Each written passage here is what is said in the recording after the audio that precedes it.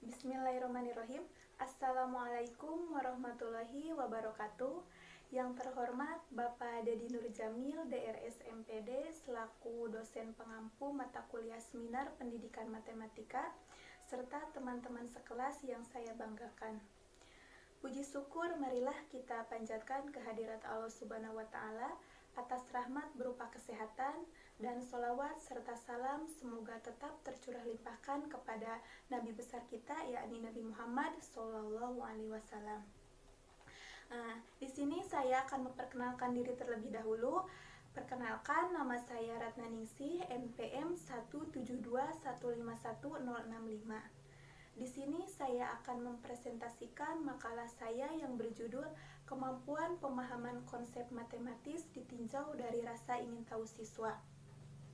Baik, langsung saja kita ke penjelasan yang pertama. Kemampuan pemahaman konsep matematis itu ada yang mengeluarkan beberapa pendapat. Yang pertama ada menurut Driver. Nah, menurut Driver di sini dalam Nur Karimah 2006.2212, pemahaman adalah kemampuan untuk menjelaskan atau menerangkan suatu situasi atau tindakan yang dilakukan oleh seseorang. Situasi atau tindakan di sini dapat diartikan sebagai subjek, di mana seseorang mampu menjelaskan kembali situasi atau kondisi yang telah ia cerna atau telah ia pahami.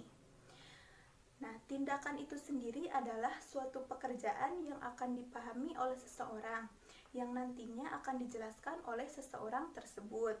Nah, jadi seseorang itu dikatakan paham apabila ia dapat menjelaskan atau menerangkan kembali inti dari materi atau konsep yang diperolehnya secara mandiri.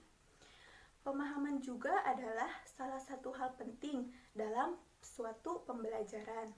Nah, karena pemahaman itu sendiri dapat diartikan sebagai penyerapan arti suatu materi yang dipelajari.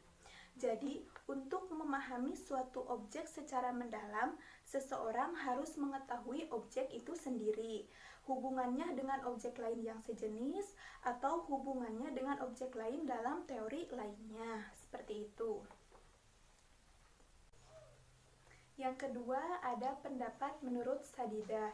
Nah, menurut Sadidah 2014 mengungkapkan bahwa konsep dalam pelajaran matematika merupakan ide abstrak yang dapat digunakan untuk menggolongkan, mengelompokkan, dan mengklasifikasikan sekumpulan objek tertentu. Nah, konsep dapat tercipta dengan cara mengelompokkan dan menggolongkan objek-objek tertentu yang memiliki ciri-ciri yang sama atau serupa. Selain itu, konsep juga bisa digunakan untuk menggambarkan secara abstrak dari suatu objek tertentu untuk tujuan mengklasifikasikan atau mengkategorikan suatu kelompok dari suatu benda, serta gagasan atau peristiwa. Nah, jadi, apakah objek tertentu merupakan contoh konsep atau bukan? Siswa membentuk konsep melalui pengalaman langsung dengan objek atau kejadian dalam dunia nyata. Nah, konsep juga akan muncul dalam berbagai konteks, sehingga pemahaman konsep akan terkait dalam berbagai situasi. Selain itu, konsep juga bisa digunakan untuk mengadakan klasifikasi atau penggolongan yang secara umum dapat dinyatakan dengan suatu istilah atau rangkaian kata. Yang selanjutnya ada menurut Kilpatrick. Nah, menurut Kilpatrick 2001.2/118 menjelaskan bahwa pemahaman konsep mengacu pada pemahaman yang terintegrasi dengan kreativitas atau ide-ide matematika. Nah, siswa yang memiliki pemahaman yang lebih baik tentunya akan mengetahui lebih baik mengenai fakta-fakta di balik ide-ide matematika. Nah, jadi ide-ide matematika yang relevan di sini kemudian dikaitkan dengan notasi dan simbol matematika. Nah, kemudian dikombinasikan ke dalam rangkaian penalaran logis. Nah, berdasarkan teori belajar kognitif, belajar dengan pemahaman lebih permanen dan lebih memungkinkan untuk ditransferkan dibandingkan dengan belajar yang menggunakan rumus. Nah, jadi proses pembelajaran dan sikap siswa yang terus-menerus seperti ini dalam belajar matematika berdampak pada hasil belajar siswa. Nah, jadi pemahaman konsep ini sangat penting karena dengan menguasai konsep akan memudahkan siswa dalam belajar matematika, seperti itu. Selanjutnya ada menurut Donovan, Bransford, dan Flegreon dalam kurung Zebeli 2012. Mereka menyatakan bahwa pemahaman konsep menunjuk kepada kemampuan siswa untuk menghubungkan suatu gagasan baru dalam belajar matematika dengan gagasan yang mereka ketahui, untuk menggambarkan situasi belajar matematika dalam cara-cara yang berbeda dan untuk menentukan perbedaan.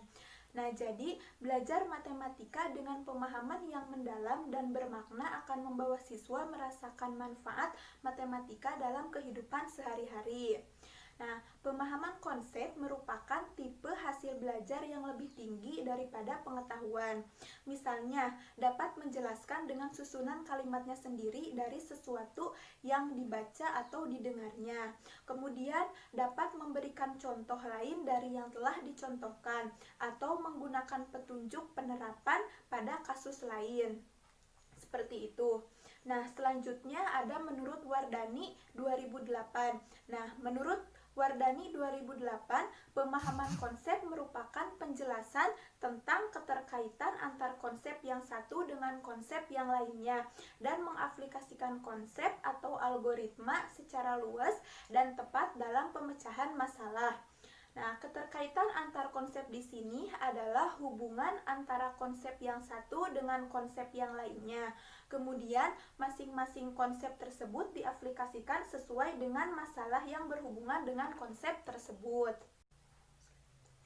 Selain itu, ada juga menurut Jihad dan Haris dalam kurung 2010, pemahaman konsep adalah kompetensi yang harus ditunjukkan oleh setiap siswa dalam memahami sebuah konsep dan melakukan prosedur dalam kurung algoritma secara luas, akurat, efisien, dan tepat.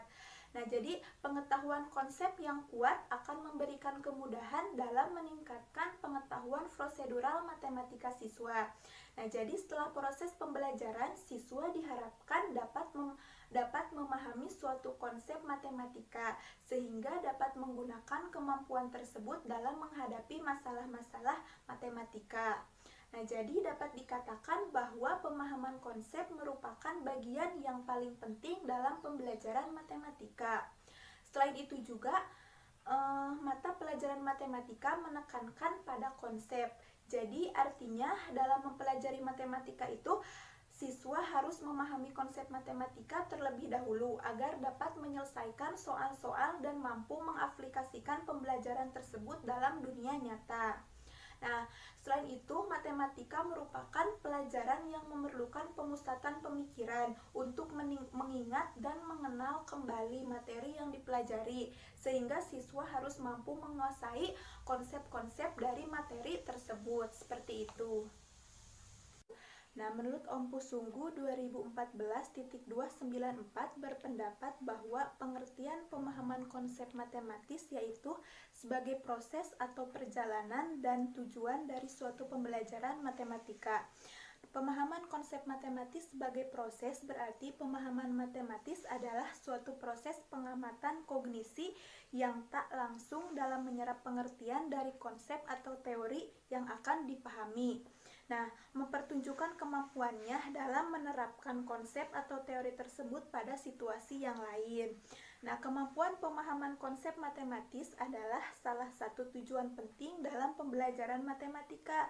Nah, jadi pemahaman konsep matematika merupakan landasan penting untuk berpikir dalam menyelesaikan permasalahan matematika maupun permasalahan sehari-hari.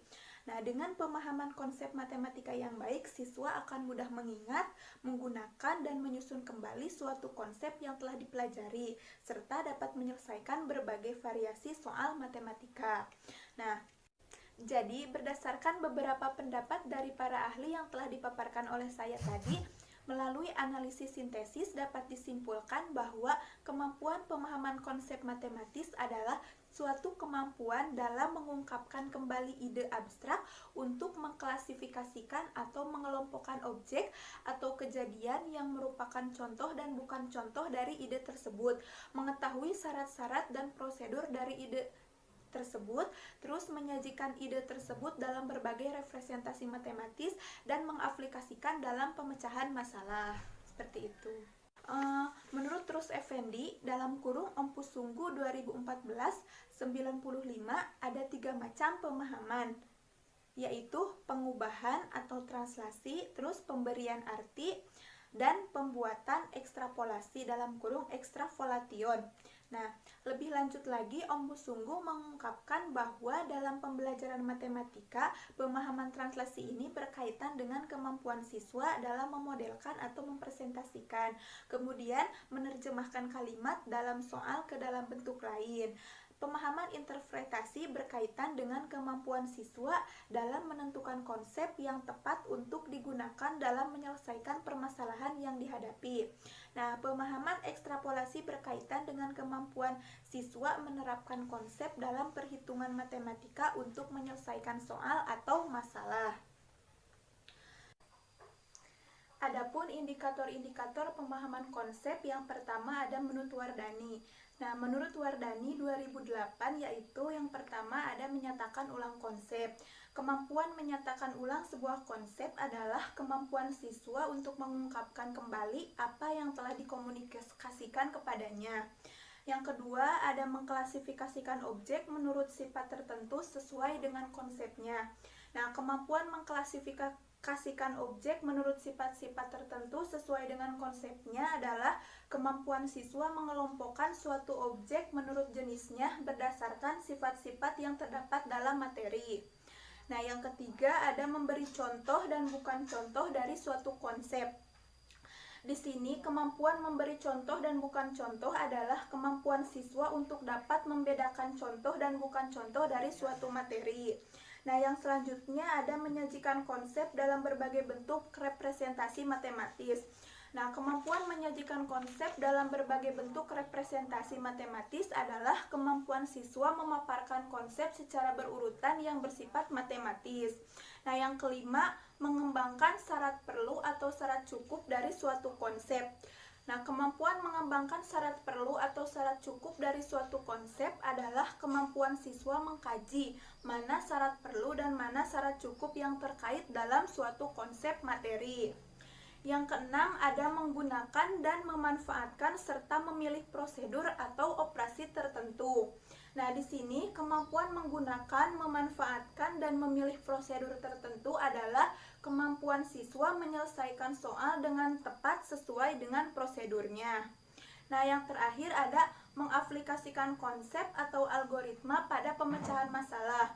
Nah, di sini kemampuan mengaplikasikan konsep atau algoritma ke pemecahan masalah adalah kemampuan siswa menggunakan konsep serta prosedur dalam menyelesaikan soal yang berkaitan dengan kehidupan sehari-hari. Seperti itu. Nah, selanjutnya ada indikator pemahaman konsep menurut Jihad dan Haris 2010, yaitu yang pertama menyatakan ulang sebuah konsep. Kemampuan menyatakan ulang sebuah konsep adalah kemampuan siswa untuk mengungkapkan kembali apa yang telah dikomunikasikan kepadanya. Nah, yang kedua, mengklasifikasikan objek menurut sifat tertentu sesuai dengan konsepnya.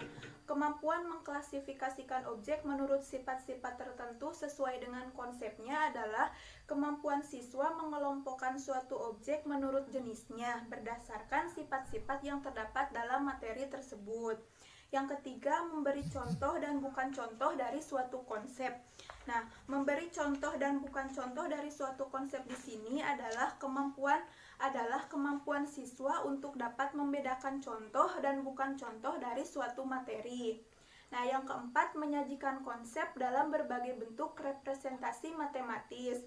Nah, di sini representasi adalah bentuk interpretasi pemikiran siswa terhadap suatu masalah yang digunakan sebagai alat bantu untuk menemukan solusi dari masalah tersebut.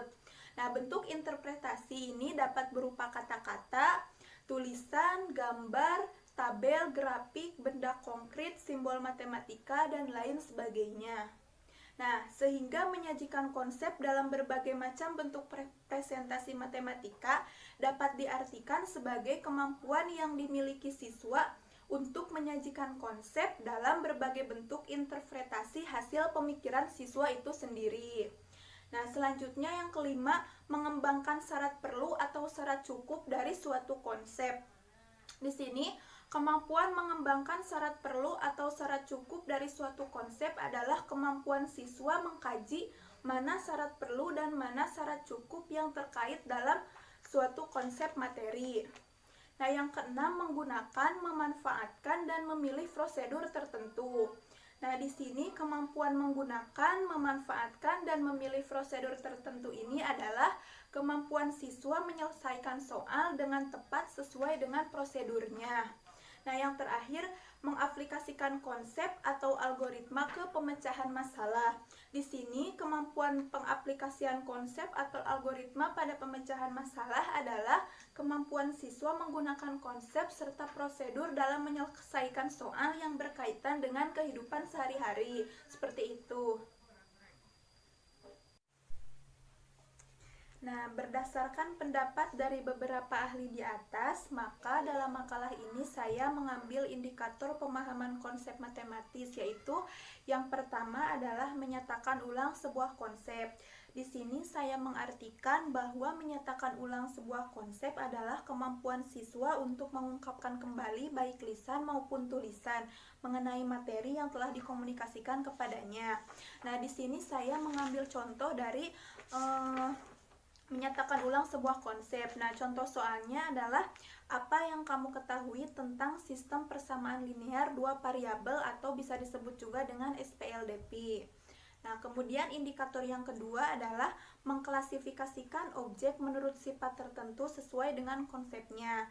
Di sini saya mengartikan mengklasifikasikan objek menurut sifat tertentu sesuai dengan konsepnya adalah kemampuan siswa mengelompokkan suatu objek menurut jenisnya berdasarkan sifat-sifat yang terdapat dalam materi tersebut. Di sini saya mengambil contoh, yaitu yang pertama persamaannya. Yang pertama ada dua buah persamaan. Yang pertama 2x tambah 2y sama dengan 4 dan 4x tambah 4y sama dengan 8. Kemudian yang kedua, x tambah 3y sama dengan 2 dan 2x tambah 3y sama dengan 5. Kemudian yang ketiga, x tambah 2y sama dengan 6 dan 2x ditambah 4y sama dengan 8. Nah, manakah dari SPLDP di atas yang mempunyai solusi tunggal, solusi banyak, dan tidak mempunyai solusi? Nah, berikan juga alasannya seperti itu. Nah, indikator yang ketiga adalah memberi contoh dan bukan contoh dari suatu konsep. Di sini saya mengartikan memberi contoh dan bukan contoh dari suatu konsep adalah kemampuan siswa untuk dapat membedakan contoh dan bukan contoh dari suatu materi. Nah, saya mengambil contoh soalnya, yaitu manakah dari persamaan berikut yang merupakan sistem persamaan linear dua variabel. Yang pertama, A 1/2x ditambah 2/3y sama dengan 6 dan 1/x ditambah 2/y sama dengan 7/12. Kemudian B 7x/2 sama dengan 4y/3 dikurangi 10 dan 2x dikurangi y/4xy sama dengan 3.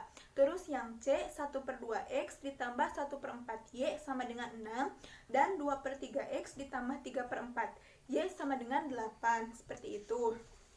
Nah, untuk indikator yang keempat adalah menyajikan konsep dalam berbagai bentuk representasi matematis. Nah, di sini saya mengartikan menyajikan konsep dalam berbagai bentuk representasi matematis adalah kemampuan siswa memaparkan konsep secara berurutan yang bersifat matematis.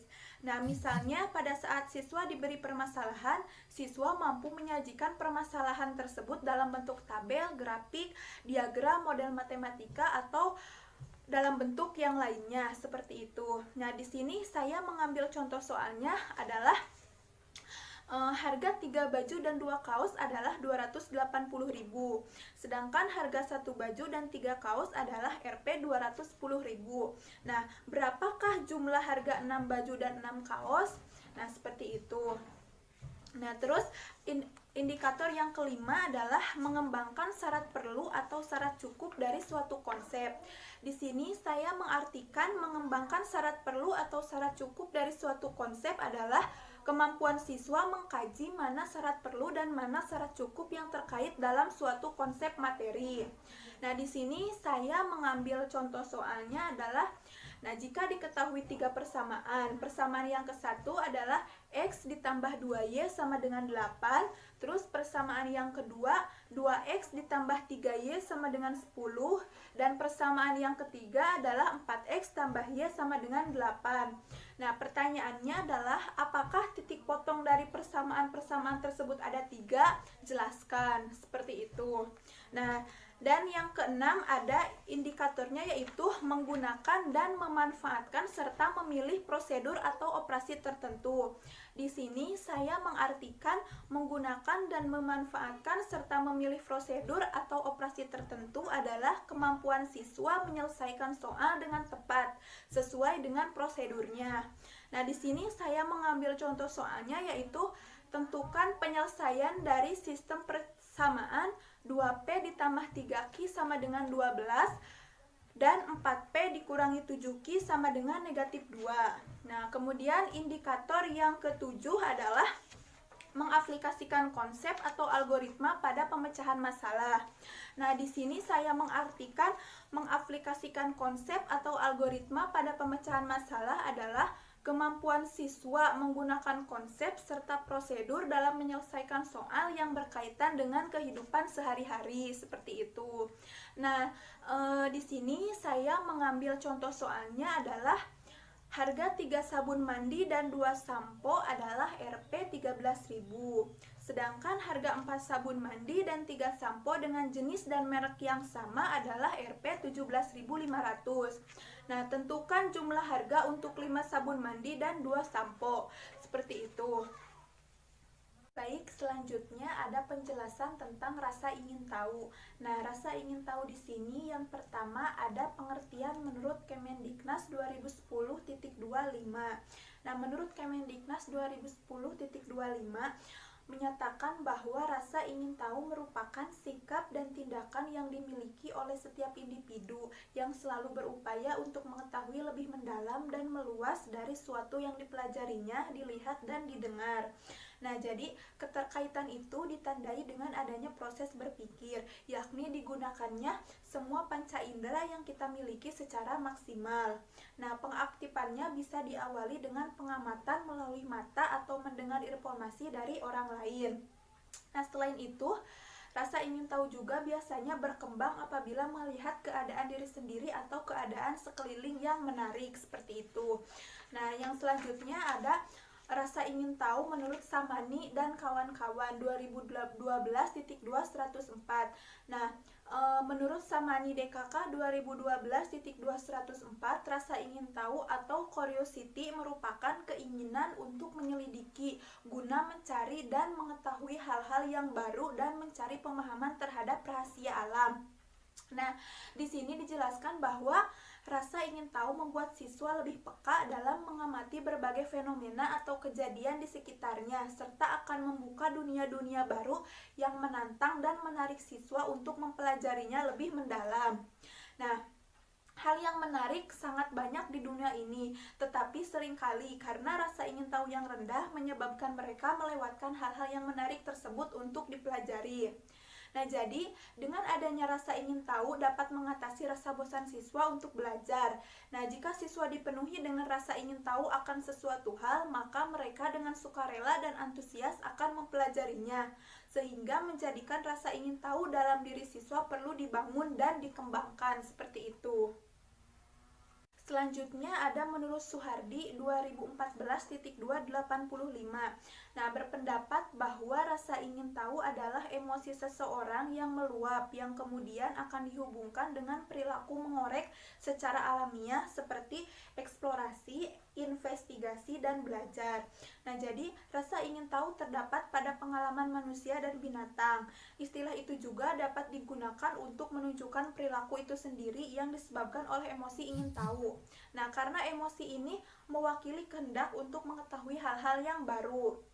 Nah, jadi rasa ingin tahu ini bisa diibaratkan bensin atau kendaraan ilmu dan disiplin lain dalam studi yang dilakukan oleh manusia, seperti itu. Nah, selain itu juga rasa ingin tahu dapat didefinisikan sebagai kecenderungan bertanya dan menyelidiki suatu kebenaran setelah mendapatkan pengetahuan. Nah, jadi rasa ingin tahu pada peserta didik sangat baik untuk meningkatkan motivasi belajarnya. Nah, rasa ingin tahu juga senantiasa akan memotivasi diri untuk terus mencari dan mengetahui hal-hal yang baru, sehingga akan memperbanyak ilmu pengetahuan dan pengalaman dalam kegiatan belajar. Nah, rasa ingin tahu ini merupakan salah satu motivasi terbesar untuk melakukan eksplorasi terhadap suatu fenomena. Selanjutnya ada pengertian menurut Kurniawan 2013.2-149. Beliau berpendapat bahwa rasa ingin tahu merupakan sebagian dari karakter peserta didik dan keinginan atau kegigihan untuk selalu belajar tanpa ada paksaan dari siapapun, serta tidak mudah dibodohi dan ditipu oleh informasi. Nah, jadi rasa ingin tahu ini merupakan salah satu bagian dari 18 nilai karakter bangsa yang terkandung dalam pendidikan karakter. Nah, yang di dalamnya terkandung pendidikan nilai, pendidikan budi pekerti, pendidikan moral, pendidikan watak.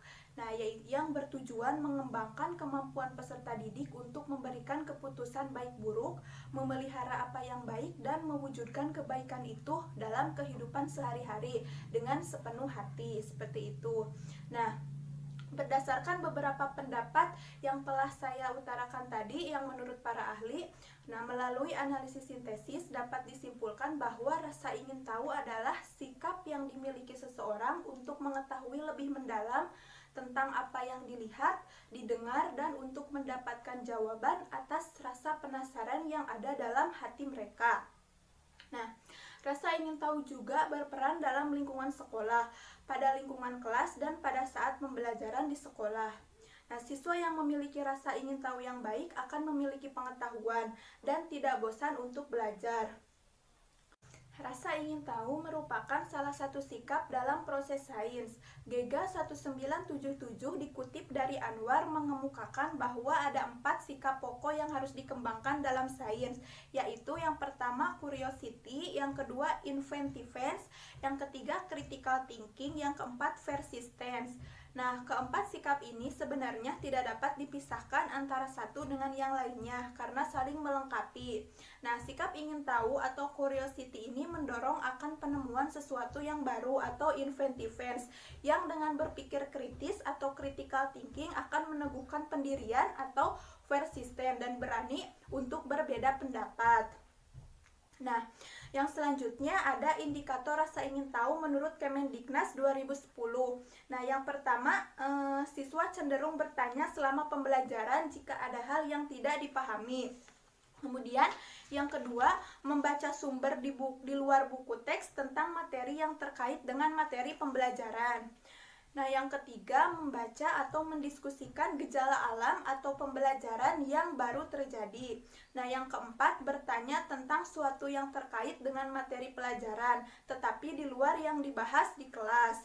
Nah, selanjutnya ada indikator rasa ingin tahu siswa menurut Kurniawan 2013-149, yang merupakan indikator rasa ingin tahu siswa adalah yang pertama, selalu banyak bertanya. Nah, siswa dianjurkan untuk selalu banyak bertanya kepada guru mengenai hal yang belum ia pahami atau ia kuasai. Yang kedua, menunjukkan keterampilan menyimak, berbicara, membaca, dan menulis. Nah, siswa harus menunjukkan keterampilannya dalam menyimak, berbicara, membaca, dan menulis. Sehingga dengan adanya keterampilan tersebut, siswa itu mempunyai rasa ingin tahu yang tinggi. Nah, yang ketiga adalah tidak menerima sesuatu pembelajaran sebagai sesuatu yang membosankan. Nah, dalam hal ini, guru harus menyajikan materi pembelajaran dengan sesuatu yang berbeda, sehingga siswa tidak bosan dalam menerima proses pembelajaran. Nah, yang keempat, terlihat dan memahami ketika dalam pembelajaran merasakan menyenangkan. Nah, dengan rasa ingin tahu yang tinggi, siswa mampu memahami apa yang telah disampaikan oleh guru, seperti itu. Adapun indikator rasa ingin tahu siswa yang diacu pada makalah ini yaitu yang pertama, keinginan untuk mempelajari sesuatu yang baru. Nah, keinginan untuk mempelajari sesuatu yang baru adalah keinginan yang ada dalam diri siswa untuk mempelajari sesuatu yang baru. Nah, contohnya adalah kasus yang positifnya, saya selalu berpikir aktif untuk mencari hal-hal yang baru pada materi matematika. Nah, untuk kasus yang negatifnya, saya kurang berpikir aktif pada saat belajar karena materinya sulit. Nah, yang kedua, sikap yang kuat untuk mengetahui sesuatu. Nah, sikap yang kuat untuk mengetahui sesuatu adalah sikap yang dimiliki siswa atau sikap yang ada pada diri siswa untuk mengetahui sesuatu. Nah, contoh kasus yang positifnya adalah saya mengerjakan soal-soal matematika untuk menambah pengetahuan. Nah, kasus yang negatifnya, saya menyerah mempelajari materi matematika karena sulit untuk dipahami. Nah, indikator yang ketiga adalah tertarik pada hal yang baru. Nah, tertarik pada hal yang baru adalah ketertarikan seorang siswa terhadap hal yang baru dalam mempelajari sesuatu.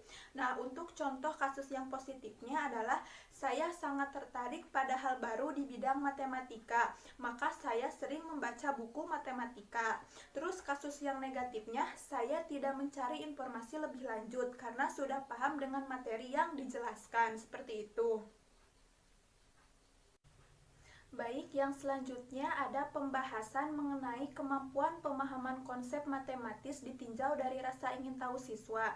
Nah, kemampuan pemahaman konsep matematis ditinjau dari rasa ingin tahu siswa menyatakan bahwa kenyataan di lapangan tidak sesuai dengan yang diharapkan. Nah, ketika siswa diberikan tes pemahaman konsep, kebanyakan siswa kurang mampu menyelesaikannya. Hal ini dilihat dari banyaknya siswa yang bertanya pada guru rumus mana yang sesuai. Nah, selain itu juga dilihat dari proses penyelesaiannya, hanya sebagian yang menjawab dengan langkah dan jawaban yang benar. Adapun siswa yang menjawab salah diantaranya yaitu karena kesalahan konsep, fakta, prosedur, dan kesalahan prinsip. Nah, selain itu juga fenomena berikut juga menunjukkan bahwa pemahaman konsep matematis siswa hingga sekarang masih tergolong rendah. Misalnya, siswa tidak banyak terlibat dalam mengkonstruksi pengetahuannya dan hanya menerima informasi yang disampaikan searah dari guru.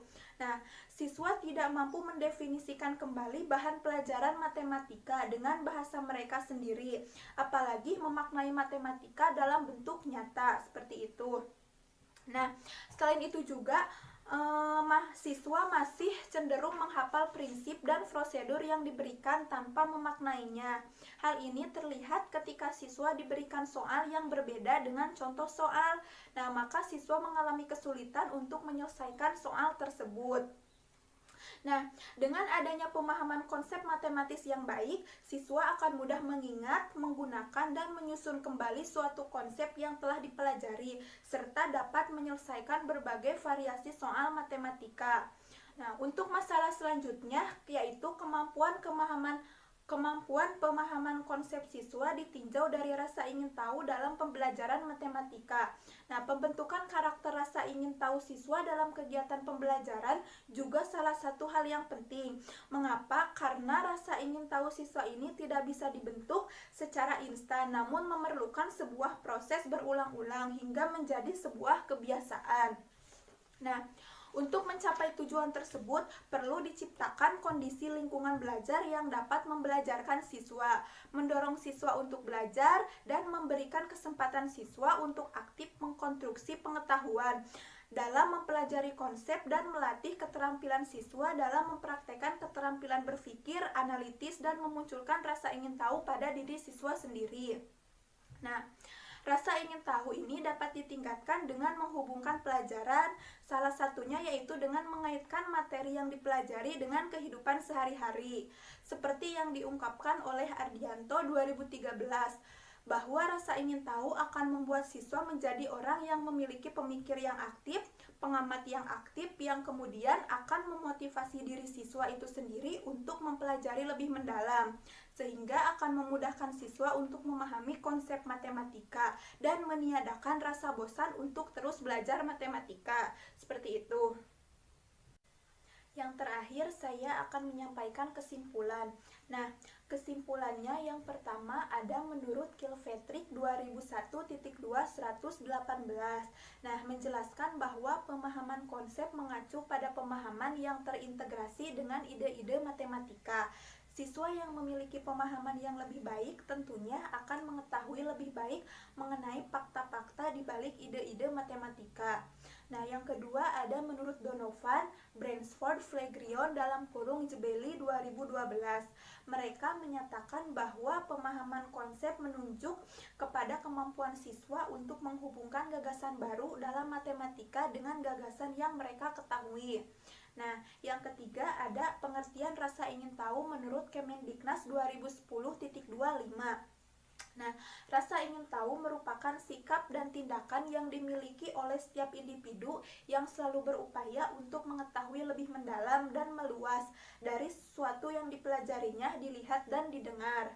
Nah, dari beberapa pendapat yang telah saya sebutkan tadi, melalui analisis sintesis dapat disimpulkan bahwa kemampuan pemahaman konsep matematis ditinjau dari rasa ingin tahu siswa menyimpulkan bahwa kemampuan pemahaman konsep matematis pada siswa akan jauh lebih meningkat jika di dalam diri seorang siswa tersebut mempunyai sikap rasa ingin tahu yang sangat tinggi. Nah, dengan adanya siswa yang memiliki sikap rasa ingin tahu yang tinggi, maka siswa tersebut akan lebih mudah dalam mengemukakan dan mengeluarkan ide-ide berhubungan dengan konsep-konsep matematis. Nah, jadi sehingga dalam proses pembelajaran matematika, siswa yang memiliki rasa ingin tahu yang tinggi akan lebih mudah dalam memahami materi yang telah disampaikan. Seperti itu. Mungkin sekian presentasi yang dapat saya sampaikan. Mohon maaf apabila banyak kesalahan. Terima kasih atas perhatiannya. Wabillahi taufiq wal hidayah. Wassalamualaikum warahmatullahi wabarakatuh.